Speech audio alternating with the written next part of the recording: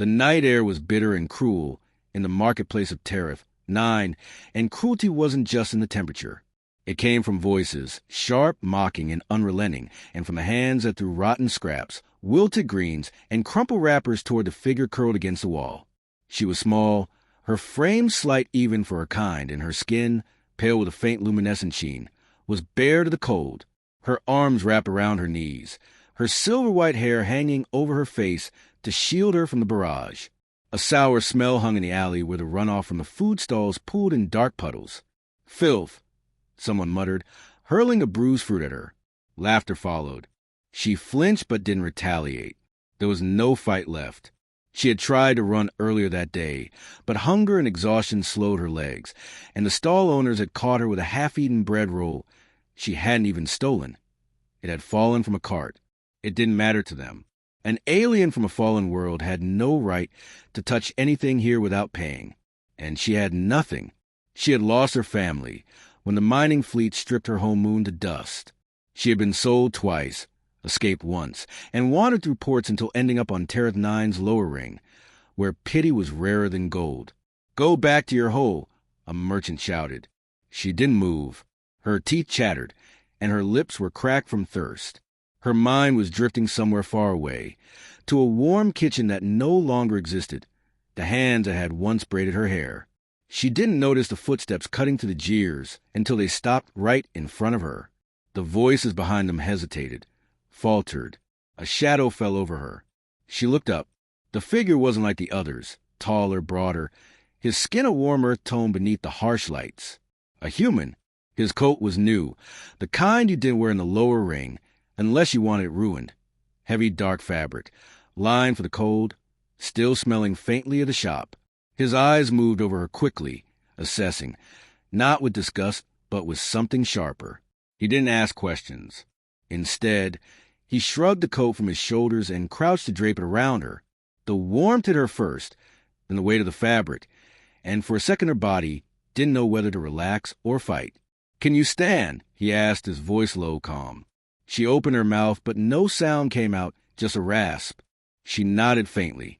Around them, the crowd muttered, "What are you doing, stranger?" A man barked. "She's a thief. Let her freeze." The human didn't even look back. "You've made your point," he said evenly.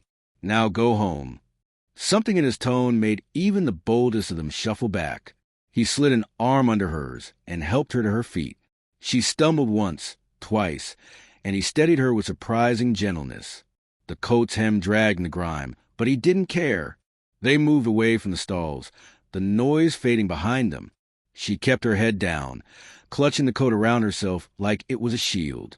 She wanted to ask why he had stopped, why he had helped, but her throat burned too much. They turned into a quieter street, lit by a single flickering sign. He guided her toward a small cafe, the kind that stayed open all night for freighter crews. Inside, the air was warm and smelled of broth and bread. The few patrons looked up but said nothing as he led her to a corner booth. He ordered 2 bowls of soup and a pot of tea from the drowsy server, then slid into the seat across from her. "You're shivering," he said, leaning forward. "Drink this." He poured her a cup when the tea came, the steam curling between them. She held it in both hands, letting the heat seep into her fingers before taking a careful sip. Her eyes watered from the sudden warmth. "Name?" he asked. It took her 2 tries to form the word. "Lyra."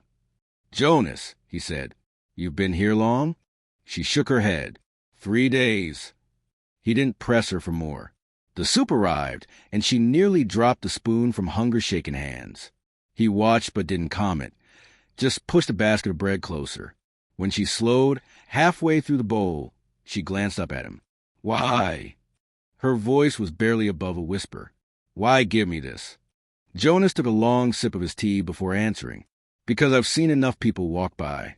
I'm tired of pretending that's normal." Lyra stared at him, trying to read his face. She wasn't used to kindness without a hook. "You don't even know me," she murmured. "I don't need to," he replied. "I know what it's like to be cold and ignored." He didn't elaborate, and she didn't ask. When they finished, he paid without hesitation, ignoring the cost.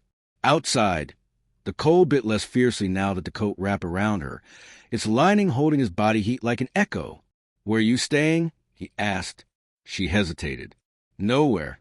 His jaw tightened slightly. "Then you're coming with me." She stopped walking. "I can't. You can," he said, tone leaving no room for argument. "It's not charity. Call it debt repayment in advance. You'll pay me back someday." She wasn't sure if he meant it or if it was just a way to keep her from refusing, but she followed him through the winding streets. His home was a small flat above a repair shop, clean but cluttered with tools and old ship parts. He pointed to the couch. "It's yours for now. Bathroom's through there. You can shower. Towels are in the cabinet." She stood there unsure until he added, "The door locks from the inside." That helped. In the bathroom, she peeled away the coat and caught sight of herself in the mirror, skin mottled from the cold, hair tangled, eyes too large in her gaunt face. She stepped into the hot water and let it run over her until her knees nearly gave out. When she came out wrapped in a towel, the coat was folded neatly on the couch with a clean shirt and pants beside it. She dressed slowly, savoring the softness of the fabric. Jonas was in the kitchen, cooking something that smelled rich and savory. He glanced over as she entered. "Better?" She nodded. "Thank you. Eat first," he said. "Talk later." They ate in quiet, the only sound the clink of utensils. For the first time in months, Lyra's stomach felt full. Afterward, she sat curled on the couch, the coat still over her shoulders. Jonas leaned against the wall, arms crossed, studying her without making it feel like an interrogation. "What will you do now?" he asked. "I don't know." She was used to running, to surviving one day at a time. The thought of tomorrow felt almost foreign. He gave a short nod. "Then for tonight, you'll rest. We'll figure out the rest in the morning." She lay down, the coat pulled over her like a blanket. Sleep came faster than she expected, and for the first time in a long time, it was dreamless. In the days that followed, she learned small things about Jonas.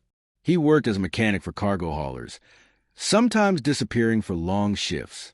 He didn't ask for payment, but she started cleaning, cooking simple meals, fixing what she could. The coat became hers, in practice if not in words, and she wore it whenever she ventured outside. People in the marketplace still stared, but no one dared throw garbage now. Not when they saw who she walked beside. The memory of that first night never left her, the cold and the voices and the sudden weight of warmth over her shoulders. And though she didn't say it aloud, she knew she would carry that moment with her for the rest of her life.